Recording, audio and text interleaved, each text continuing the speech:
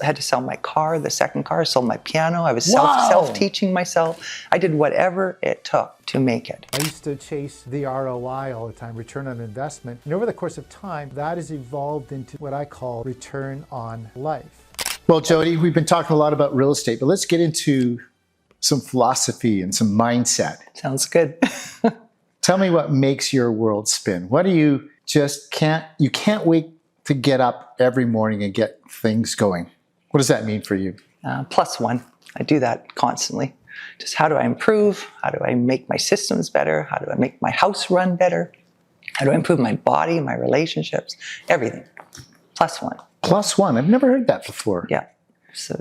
So just in everything in your day, how can I make it +1? One better. And that was taught through the coach that I had for about 10 years, and he was phenomenal. And we would break it down into 8 quadrants. So your family, your fitness, your friends, your children, and we would give it a score out of 10. So maybe my relation would be, we'll say, a 7. And then how do you take it from a 7 to an 8 that week? And we would just do one thing. What would be that? And everything just had one thing. So you had 8 things that you would work on that week. And by the end of the week, you had a fabulous week and everything improved. Interesting. And it was doable. Yes, doable. Yeah. What was the most difficult quadrant to improve on? For me, it's always the social media technology. I just now delegate that. Just delegate it to someone who's very good. I don't have to be great at everything. I just have to be great at certain things. Right. Yeah. Well, we can't be good at everything either. No. God only gave us so many gifts. Yeah, that's it. And then those other gifts, we need to look for the who. Yes. Who's the how? Who is my how that can do that? Yeah, exactly. Yeah. And I have learned a lot, but still, definitely, someone else can handle it. So, yeah. Do you have a lot of who's in your life? I do. I have great people around me. Yeah. I always look for who's going to be the perfect person for that job. And I like Tanis, for instance, she does my social media and my events. And she's just creative and young and bubbly, and just she can see things that I can't see. And Eva, who works for me, she's one of the hardest workers I know. She's from Poland, and she gets it. Yeah. We need these people. These are our change agents for us as agents. And these are the people that make us allow ourselves to be change agents for our clients as well. So, so important. In finding these people, how did you find them? Because this is a real challenge for most of us. Where do we find these people that are change agents for ourselves? Eva was a client of mine, and then I just saw her personality and her work ethic and how detailed she was. And Irene, who I just hired, is a past client from 1992, and she's the same. Detailed, hardworking, doesn't miss a thing. And Tanis, I met through some other business, and I went up to her and said, "Are you looking for a job? Because you have the energy that I would like in my business." And then just pulled them in. And then we didn't even create a job description. I said, let's just figure out what you're great at, and we'll create a job description around that. So rather than trying to force them into a box that maybe won't fit. Yeah. That is wonderful. Not easy to do. And so you feel energy. It sounds like you feel energy. Yeah. And if it's good energy, you're drawn to it. If it's negative or bad energy, I go there. Go the other way. The other way. I get out of it right away now. I just listen to my gut. My gut is never wrong, ever. And I just follow that now on every level. Yeah. You know, our gut is an incredible tool. And it's more often right than wrong. Yeah. And we don't often live it or feel it or believe in it. But you do. I do. Sounds like you do. Yeah, wholeheartedly. I can tell you, I can walk in a room and say, "You're going to be my next best friend." I knew when I met my husband, within 5 minutes I was going to marry him. And I went upstairs, we met playing baseball, and we were talking. And I remember when I left and I walked down the stairs and I phoned my mom. I said, "Mom, I just married my second," I said, "I just met my second husband." I said, "I know, I'm telling you." And 3 months later, we were an item, and we've been happily married for 18 years now. So, yeah. I have a similar story. Yeah? Yeah. It was basically love at first sight. It was just like, we met, done. Yeah. That was it. That's 38 years ago. Wow. Yeah. Oh, that's nice. It's kind of crazy. That's awesome. Kind of crazy. Yeah. who are you? This is a bit more personal. Who are you uninterrupted? Who are you in the quiet when nobody's watching, when you're just alone and you've got nobody in front of you? Who is Jodi? Still the same, more on a relaxed scale, but still like how to get more connection with my kids and my family, and trips. I'm usually thinking about trips and looking up recipes on how to create a great experience with friends when they come over. Yeah, still the same, just maybe with a glass of wine, the fire on. Yeah. So, you love to entertain, it sounds like. I do. I like the experience, and when we have friends over and just the laughter. I really get a lot from energy from laughing. Like even baseball last night, we were playing, and I said, can we turn the music up? And as soon as we did, you should have seen the hits started coming. Like they were no longer grounders. They were like really good hits from everybody. And then we said, why don't we play everybody a song when they go up to bat? We'll have a walk-up song. And we started goofing around and doing walk-up songs. And everybody started dancing as they start going to the baseball field. And the energy was crazy. And we started having so much fun and laughing. And that's really what I enjoy. I like that. Yeah. Does that fit into your why? And what is your why then? My why? Like I define why as something that makes you come alive. Right. It's part of your superpower, and you bring value to others. And that kind of fits into what your why is, but maybe it's different for you. I don't know. Energy, making people feel seen, making them feel important, and trying to wow them through the business. So just, really seeing people, I think, and yeah.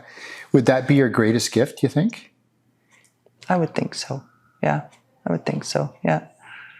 Sometimes our gifts are a curse. Can it work both ways for you, or? I think my curse is that I can't shut off my brain. Ah. I think that would be, they probably label it ADHD or something, but it's probably that. I have to have a notepad beside my bed. I have to brain dump. So I have those. Yeah. Do you get up in the middle of the night and scratch out something? I do. Yeah. I have four journals. So I have social media, I have personal, I have business, I have money. So I have Google Keep, I have maybe 50 categories of checklists. So, yeah. You're amazing. So it's a lot. It's a lot going on. Lots going on in there. That could be a curse. Could be a curse. Yeah, therefore the glass of wine is needed to unwind. Yeah. Fear. A lot of us make decisions either through fear or love. It's almost like the opposite. We make this decision because of love, or we make this decision because of fear. Right. Is fear a friend, a foe? Doesn't really play a part. No. In my life. No, I'll just plow through it. Yeah, I don't know where that's come from, but I do. I don't take a no for an answer. So if I want something, I will go for it. I think I spent $30,000 the first year in real estate, and I did not make a sale. And I was not quitting. I even had to pawn my wedding ring, I remember, to afford to take a course. Jim Morton, I'll never forget this, Jim Morton course. I took it in end of November. By the end of December, we had finished the course, and my friend wanted to write an offer, and I said, nope, not until January 1st. I'm starting out January different than I did last year. And then we made Medallion that year. So it went from 30,000 in the hole to Medallion the very next year. Let's go back to those days. I think it's really important for our listener to hear that it's not always unicorns and roses and balloons over the... And I had no connections. I think that's important for the listener because I didn't come in with anything. No sphere, not a big group of... I didn't even network, didn't know what networking was. Didn't come in with anybody giving me a helping hand at all. It was just grinding it out. And at that time, there was no courses. There was no help with the offices. You just went in, and at that time, everybody's reading newspapers. I remember sitting around in the office going, what is going on? And just trying to learn how to, I guess, make a mark in the industry.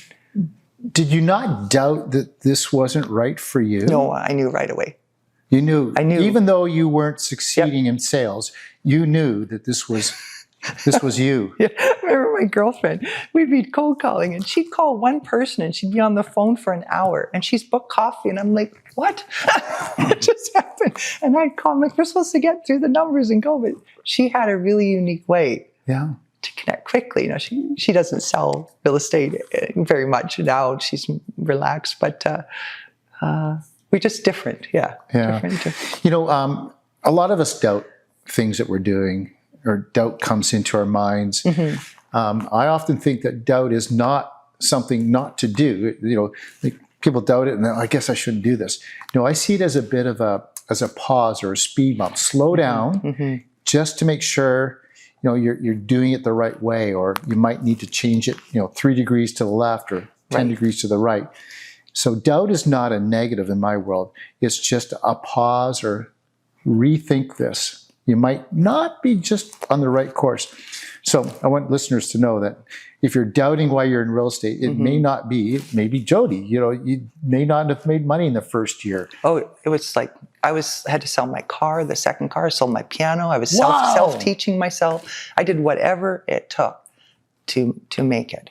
And I was not quitting, but I did read Think and Grow Rich. I really believe in that book. Burn the boat and go.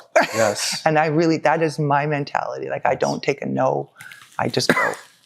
And I won't quit. Like, I just won't. Wow. I'm in a great book right now called Shine. I'd really recommend Shine? it to Okay. you and to the readers and the listeners actually of this. Shine talks about a 10-year goal. And I'd never thought of 10-year goals. But through the book, describes that a 10-year goal comes faster than you think. Now, you need short-term goals and long-term goals. Do you have any goal-setting thoughts or ideas of how you create in your world?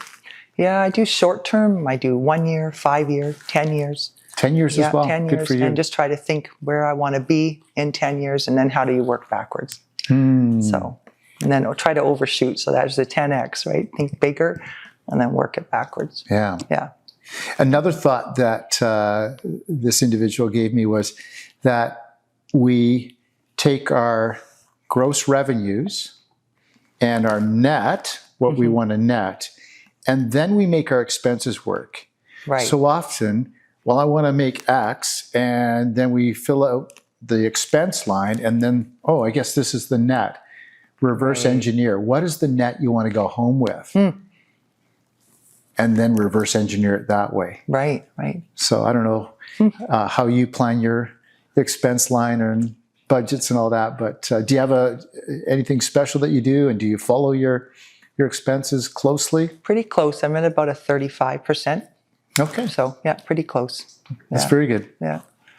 But the farming, I find it gets less expensive because everything feeds off of one another. So its initial output is a lot. Yes. But once it gets going, Yeah. it's less expensive. Yeah. Yeah.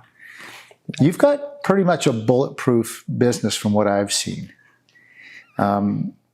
Is that just tested over time, or you're very deliberate and specific in how you're doing that? I remember this quote. I think somebody said, though, people that go out and achieve a lot, they always worry that they're not doing enough. I don't know where that comes from, but we're always thinking, you know, what can we do? How do we improve? How do we move forward? But bulletproof, yeah, I have a pretty clear outline for the whole year. We do a lot of donations. We do a lot of give back to the community. We do scholarships with the high school. So we do a lot of things that way. Yeah. Last question in this section. Crucible moments, challenging times shape us, form us, make us who we are today. Is there something that you could share, a crucible moment, a challenging time in your life or your business that has brought you to this place today? Yeah, I had to learn to be tough when I was younger. So I learned a lot of survival skills and just strength and, I guess, inner strength from there. And just keep building on that. And then, again, going through real estate, it's a whole different kettle of fish. So, yeah, just getting stronger, and you get thicker skin as you go along. Like, not too much will bug me now. You can just roll it off. But that's only come about the last couple of years, I've noticed, where you just, things don't really bother you like they used to. You know, Yeah. just, yeah. I remember those first few years in real estate, especially the first year, like you, just struggling to make it, never having enough, bank knocking on the door because you're not making your mortgage payments. At least I was there. Yeah. And you would miss out on a deal, or somebody promised you they were going to work with you and then they didn't. And just how crushing that was, and how you couldn't give it up. And, you know, of course, over time you learn how to get a tougher skin, and you learn to say next. Yes. I guess it didn't work out next. Yeah.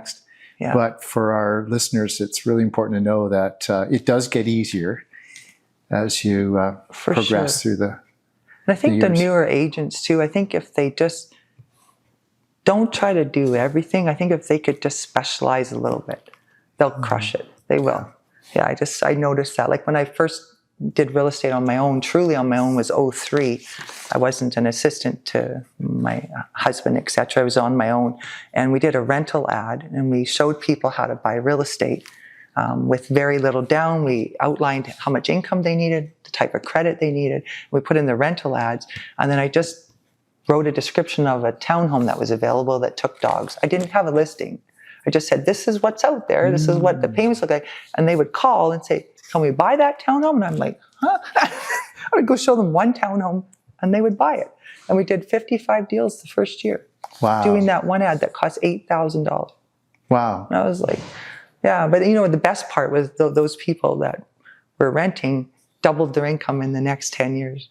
Doubled their equity position. Yes. And they just crushed it. And we were buying places for $120,000 and they were then worth $250,000, you know, and maybe they would have stayed renting for another 5 years. So that was really nice as well. See that. That's awesome. Yeah. Great tip. Yeah. Great tip. Yeah. Awesome. We're going to break from this and go do some leadership questions. Well, we're back and we're going to talk about all things leadership, maybe a few other things. Yeah. But share with me a little bit about cooking and baking. They're so different. Baking, of course, needs to be really, really precise. You don't know what's going to be, you know, the outcome until it comes out of the oven. Right. In most cases, cooking, you can kind of play it along the way and taste it, and I need a little bit more of this, a little bit of that. What would you prefer, baking or cooking? Cooking for sure.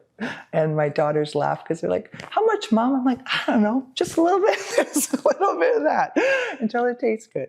Yeah. So like, I like salmon Wellington, and I like steak Diane. I'll make a lot. And yeah, just anything healthy, and that's brings people together. Yeah.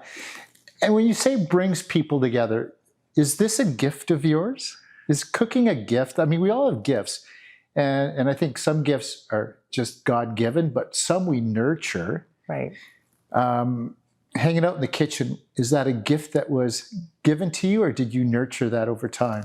I think both. My Nana, that's where my business actually came from. She cooked all the time. She was Swedish. She cooked crepes and was always in the kitchen loving us. So I always felt loved when she cooked. And then I noticed I started to watch families, like what made families successful, what made them happy. And it was always seemed to be the families that cooked, to me, looked the happiest. They all were sitting together and connecting and loving one another. And that stemmed from my Nana, but I study people. I noticed, I grew up, I guess, getting hand-me-down clothes from my boy cousins, and my mom cut my hair. And I remember they always say, thanks, son, thanks, son. I'm like, I'm not a boy. And I paid to get my ears pierced, and I wanted to look like a girl and feel pretty. And I just never did growing up. And I remember I would always watch, you know, women walk in a room and say, what made them stand out? You know, why were they beautiful? And it might have been their clothes. A lot of times it's the way they carried themselves, or the way they smiled at somebody, or the way they hugged people. And I don't know, I study people all the time. Yeah. You have a very warm personality, a very kind of openness. I'm sure people have shared that with you before. Are relationships easy to build for you? I would think they would be, but... Yeah, on the most part. So I guess your values have to align. I guess that's the key. So like I was trying to tell my daughter, would talk to my daughters and my son about, you know, you want to surround yourself with you're the average of the 5 people that you hang around. So I really, truly believe that. So I try to hang around with like-minded people with the same type of values in it. But I can usually tell if somebody walks in the room, I'm like, that's going to be my next best friend. That's going to be my best friend. I mean, it's the same. You know it that quickly. Instantly. Like I went to play baseball and I'm like, oh, her and I are going to be best friends. I don't know when, but I just know. And you can see the relationship building over time and getting deeper and better. And just, she's just, it's funny. So obviously that's a gift that you've been given. Because, I mean, we're relationship people. We as humans, we want to be with people. And to be able to have that access to that gift and know so quickly, it's amazing. It's amazing. I guess that's maybe why real estate's a good fit, because I find people are very real. So they get together and they talk about their relationships. They talk about what's went wrong, what's going well. You know, sometimes they're selling for sad reasons, and it's just it does seem to be very real selling real estate. It doesn't seem to be fake relationships in general. Yeah. Well, real estate is about relationships, and so that connectivity, that trust level. We live with a trust meter in our mind. You talked about your gut before. Your gut has a trust meter, and it's really the foundation of everything that happens in our lives throughout the day, throughout the month, throughout the year, through everything. And you know, you have a very, very high trust meter. I see it on your face, in your eyes, like so. There's no. I don't doubt why you have so much success. People just fall in love with you. You're very warm. So that's something that happens very, very quickly. So that's a really cool gift you have. Cool. Yeah. Real estate is full of ideas. We have all these ideas coming at us all the time. Here's the next best idea. How do you sort through all those ideas, and have you been able to capture the best ideas along the way, or do you have ideas that come along that you incorporate and go, that didn't work? Oh, the worst idea I ever had was to buy boxes of Purdy's chocolates and deliver them to my clients in February. That's never going to happen. February is so busy. So every week we ate a box of chocolates, and it was horrible. I was paying this so much money for a personal trainer, and we were laughing about all these boxes of chocolates I had for Purdy's, and that they didn't get out to my clients. And it was I think I spent $1,500 on these chocolates to deliver, and it's just horrible idea. So that wasn't your biggest and best idea. That was not my biggest and best, and that was not a redo. The best idea, hard to say. I really like the bags and those polka dot bags that we did, and tried to not. I noticed. So just for the people that weren't at Realtor Collective, which I was, you have these bags. Describe the bag and what you put in them. And you bet. They were custom made, and they are a Kate Spade knockoff. So they're neoprene with zippers. They're polka dots or stripes, black and white with some hot pink, and they're zippers, and they can go in the washing machine, and they're really durable. They can hold a lot. And the idea was that my clients would use these when they grocery shop. So they would think about me every 3 or 4 days. Right. And I kept the logo really small because I wanted the bag to speak for itself. I didn't want the logo. I wanted people to say, where'd you get that bag? And that's actually what happens. The people steal their bags, their daughters and their friends, and I got to give them more bags. And now we're on our 4th edition of the bag. So. Wow, that's amazing. Yeah. And I'm sure you get phone calls, hey, can I have another bag? But the funniest thing is when I first came up with the idea, my husband's like, nobody's going to like those bags. I'm like, what are you talking about? He's like, they're not going to want those bags. So I remember, thank goodness I paid to get a sample, because it was a horrible creation the first go around. It wasn't big enough. I went to use it at the grocery store and I said, this is horrible. So I had to remake it and make the base larger, and we did that. And then it was a home run after that. Wow. That's awesome. Yeah. Shifting gears a little bit, what is on Jodi's vision board, or do you have a vision board? I do. Yeah, I have a vision board and I put a lot of things on there. Some of it's fitness, some of it's trips. Right now it's Portugal and Greece is where I'd like to go. And our goal is to go December 15th to January 15th. So, and just, start to leave the business for a month at a time. And I have someone really capable that's going to step in, and I'm not going to take my phone, which I've never done. So that's a challenge. It is. That is a challenge. I did that once where it was our 25th anniversary, and I said, honey, I'm not taking the phone with me. And I call forwarded it, plugged it in, and thought, okay, it's good. And I even had a texting app that would text somebody that texts me to return the text to somebody else. Wow. This is when the Blackberries were big. Yes. Yeah. And there's an app for the Blackberry. And so we had this wonderful trip without the phone, just amazing, because we're always connected. I arrived home after a little over 2 weeks from being in Europe. And guess what? The phone did not call forward. Oh, no. Oh, no. But there's an incredible lesson learned here. The first 3, 4, 5, 6 days, the phone rang off the hook, like just call after call after call after call. By day 7, 8, 9, the calls just started fading out. And so the lesson there is that we have to stay connected. Right. The moment we're not, or somebody's not connecting for us, people move on. Yeah. We're in the relationship business, and when they can't reach the relationship they want, they move on to the next relationship. So it was a really important lesson for me, how to stay in touch with your clients, how important that is. I'll make sure the gifts go out while I'm gone. I'll make sure the mailers go out, the magnets go out, everything. Yeah. Well, and you're picking a great time, which is November, December, which is a fantastic time as well. This was in the middle of, the summer market, Oh, yeah. Like my husband was like, can we go away in May? I said, never. I would never have fun. I don't go away from February to July. Doesn't work. Well, you run a team and you have great leadership qualities. I can see that. Is there any leadership tools, resources that you use or that you'd like to share with our listener? The best ones that I've used lately that I love is Follow Up Boss and then Jotform. So those are the two that I love. They work really well with my business. Everybody can see everything. So I can open up the phone and they can see the notes, the emails, the texts that I've sent to every client, and my team can see it at a glance. So I find that's, and I like it. It's all in one spot. So, yeah. I use FUB as well. Yeah, awesome CRM. Very good CRM. Influencers are really important to us. You've talked about coaches. You've had coaches for a number of years.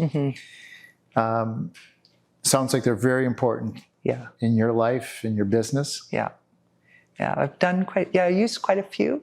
I had a life personal coach for 10 years, and then I tried Viral was another one, Viral Workman.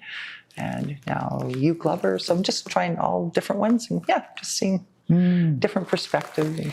And, Now I get this question all the time, but yes, Randy, you mentioned all these coaches and mentors. Who would be the one if there was only one? Is there one that you would recommend? If you're just starting out, newer, I'd go Keith. Keith? With AIM Coaching. Okay. AIM Coaching. I would go there. Because it's a no bull. It's just, he'll just tell you exactly what to do. He'll break down the steps and you'll get huge reward. Like quick action is what usually a new realtor wants. They need the deals quick so they have the money to keep going. So I would go there. He'll hit on your soft spots, things you need to work on right away. Okay. Yeah. Has anything limited your success? Delegating. Delegating. Ooh, I hear that one all the time. Yeah, so I delegate, but there's certain things I don't want to delegate. And I know the year that I did my very best year, I delegated amazing. I did. But then the market shifts, things change, and you adjust your marketing plan accordingly. But when the market was hot, I delegated everything.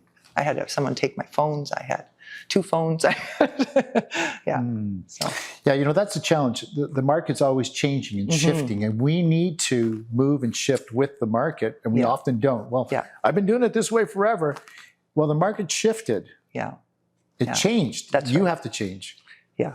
And we often are delayed in our change. Like even in this last cycle change, I can say that I didn't adjust quick enough on some of my expenses. Right, right. Because, when the market was going hot, you're like throwing more energy, more money at things. And then it changed, and that money was just going to waste on something. So have to be very, very, careful and always thinking, is it changing? Do I need to adjust what I'm doing? So, yeah. Even my office space, I gave that up. So I was realizing through COVID, we came up with some different systems. We were more out in the field, more Zooms, more meeting at coffee shops, things like that. So we gave that up. I decorated the office exactly like my office at our franchise. We did that. And we're just there now. And I just pop in and out and work more from home. And so things have just shifted since COVID. Okay. Yeah. So less in the office, more at home. Yeah. Do you find you're more productive at home? Very much so, yeah. Why is that? I think at the office, people pop in and talk a lot and interrupt my day. So I get my time blocking is solid at home. It's really interesting because, I hear some agents say, I need the office to be productive. I think they're just not self-motivated, and something about going to the office maybe makes them feel more productive because they're actually in an office environment, but are they really more productive? Right. I'm way more productive when I can just close a door and nobody knows I'm around and just go at it. Yeah. And at the office, everybody needs a little piece of you, it seems like. And there's all that water cooler chat that goes on. Yeah. Yeah. So I just pop in and have my meetings there and then go. Yeah. Is there such a thing as balance of life and work as a real estate agent? At times. Not consistently, I would say, to be honest. Yeah.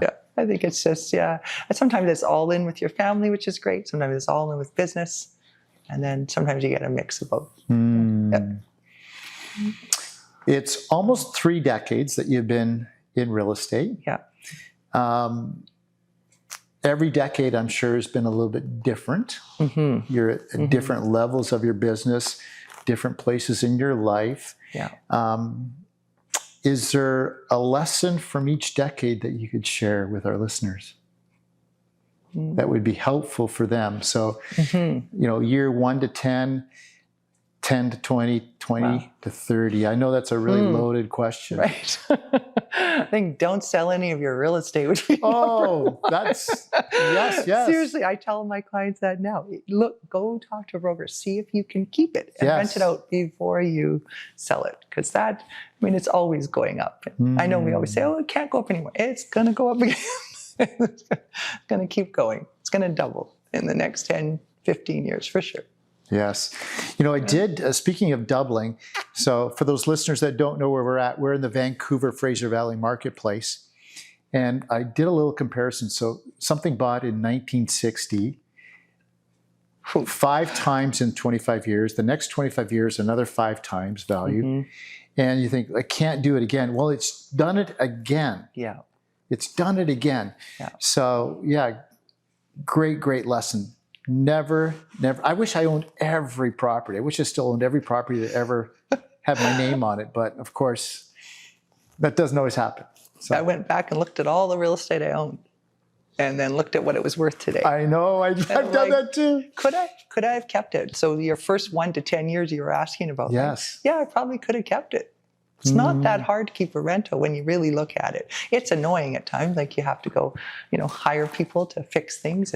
But if you can organize that team ahead of time, Yeah. Yeah. Good. If there's one thing that you could prioritize or say you need to prioritize every day, what is it? A workout. A workout? Yeah, workout. I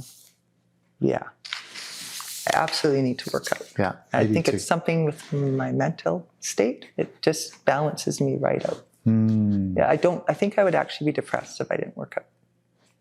Something about it. I don't know. Absolutely. Yeah, that and being outdoors. It's I call being outdoors the green prescription. Yeah. Getting outside. Yeah, we do a lot of walking now. Probably about 5 times a week we're out walking for an hour and take the dogs. And, yeah. You've done some things unique in your business. Are those your own original ideas that you do, or is it something that you have learned from others? We call it in the game R&D, rip off and Right. duplicate, or are you original thinker, I guess is the real question. A lot of it, some of it would be spin-off of other things that I see people doing, and then we maybe just say, well, how do we make that fit our business, or how do you improve upon it? Just could every idea you can improve upon it, and some of them are original. Yeah, I'm always brainstorming, trying to come up with unique ways, like you said, to connect and to stand out. Yeah, So, yeah. and I believe that. There's two gifts that I think are just the most incredible gifts that we're given as children. That's curiosity and an imagination. And when you say you've got 4 journals going and getting up in the middle of the night, you got a curious mind. I think you got a really curious and imaginative mind, which is powerful in itself. I think sometimes we lose that mind, though. Not that we lose. No, we don't lose it. We stuff it in a corner. Right. Because we're now older. We shouldn't be so curious, and we shouldn't let our imaginations run wild. But Right. we lose that. I think we lose everything about who we are. Yeah. To me, that's the whole joy of being alive. The newness and learning things, and stepping out of your comfort zone, even though you're nervous. I get nervous sometimes, but once I do it, then I feel energized and excited. Usually it works out. What makes you nervous? I think, remember, I went down to Aussie Jerk and I had to go up on stage. I thought I was going to pass out. I had to phone my coach and said, what am I going to do? I said, I was so nervous. There's like 500 people in the room and they all paid to be here. And there's 13 speakers. And he says, Joe, you're not going to talk to 500 people. He says, you're going to talk to the 10 moms in the room. I said, oh, and that just did it. And I went up on stage and I talked about how our kids are leaving the Lower Mainland and how I don't want to lose my girls and what can we do as investors and buying real estate. And we talked about building side suites and different zoning that was allowed. And it just went off amazingly. And people they chased me out. Wow. And then I hired one of them that chased me out. I really did.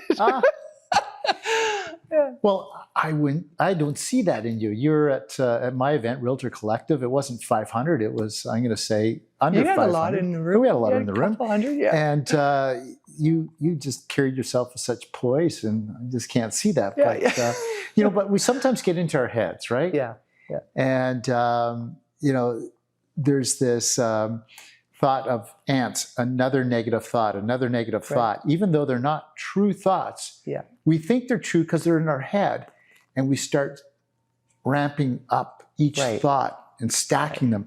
And so we have to ask ourselves, is that really true? No, it's not. Push that. Well, you're right. Another negative thought out. And I know a lot of people think that public speaking is the most scariest thing in the world, but once you do it, it's like, oh, that wasn't too bad. Yeah, I'm surprised how I don't get hardly nervous at all anymore, where it used to be overwhelming. And same thing when I go up to the baseball bat, like the diamond, to hit the ball. I get so nervous if I think about it too much. I'm just like, it's just batting practice. Just go up and hit the ball, right? And then once you do that, then it goes. It's just batting practice. Just batting practice. I like that. Yeah. It's just batting practice. Yeah. But you have to practice. Yeah. And I think that's where a lot of people fail. They don't think that practice is that important, but it's super important. And audibles and just asking questions to other successful people and just listening and always learning. Yeah. You're either learning and moving forward or you're going backwards. That's what I think. And learners are earners. Yeah. Absolutely. Yeah. Be students of the game. Yeah. Fantastic. Well, let's finish this off with a speed round. Okay, let's go. And I really think I know some of your answers from some of the questions I've asked you already. But if you had a choice between fine dining, takeout, Uber Eats, or a home-cooked meal. Fine dining. Fine dining. I was thinking you're going to say home-cooked meal. No, not if I want to relax. Yeah. Fine dining. Do you have a favorite restaurant that you would go to? I like the Lodge. The Lodge. Yeah. Where's the Lodge? It's like this. It's a playoff of the keg. So a steakhouse in Langley. Okay. I like that a lot. Yeah. I've never been there. It's amazing. Yeah. Okay. Yeah. Good. Is it better than the keg? Okay. The Lodge. The Lodge. I'm going to do that. Yeah. What do you do to let your hair down? I would go down to a Mariners game. That'd be my favorite. Garlic fries, a wine, and I want to be in the first 10 rows. between home plate and third base. And I'm okay if I can't go, if the tickets aren't there, but I don't want to go unless I'm there. Wow. I have to sit there. That's where all the energy is. That's where the fun is. How many games a year would you get to? Not too many, maybe two games. Yeah. Yeah. Yeah. Oh, okay. Yeah. I like that. I like Yeah. that. Music. Is music important to you? Love music. And what's your favorite band? Zucchero. So an Italian rock band. That's if I want to relax. I like Lainey Wilson for country, and I like hard rock when I'm working out. So Okay. I like a little bit of everything. Love it. Love it. Yeah. Do you prefer text, call, email, or in person? Text. Text. Yeah, text Yeah. is so efficient, so quick. Yeah. Yeah. Audible or book? Audible. Audible. Yeah, I Are you can do listen- more. I can run. I can work out while I'm listening to clean the house, cook. Do you have a favorite that you're listening to right now? Right now, Chris Beat Cancer. I like that one. Crispy Cancer? Chris Beat Cancer, Chapter 8. It's my favorite. He talks about all the foods, and I've learned just a ton. And I thought I knew a lot about health, and I didn't until I read his book. So yeah, or listened to it. Yeah. Interesting. Yeah. So it's a book on... Just how to eat and get over cancer. So some of the stories, they've four-stage cancer, and within 2 weeks they didn't have an ounce of cancer in them. Amazing. Yeah, phenomenal. Wow. Phenomenal. Wow, amazing. Amazing. Last question. Last question. If you were a scratch and sniff sticker and I rubbed your shoulder, what would I smell? Great. I used to love those when I was younger. Oh, Yeah. that's awesome. Yeah. Well, you've been an awesome guest, and I know our listeners are going to get so much value out of this. Thank you for being a guest on Return to Life podcast, Jodi. Yeah, thanks for inviting me. Awesome. Yeah, Thank you. excellent. Well, Jodi, thank you for being a great guest today. And our listeners, if there was a question that you didn't hear asked or answered, put it in the DMs. Reach out to myself or Jodi and ask us personally the question that you'd like answered. And if there's anything else that you'd like us to discuss on the Return to Life podcast, or a guest you think we should have, reach out to me and we'll do our best to get that guest on. Thank you.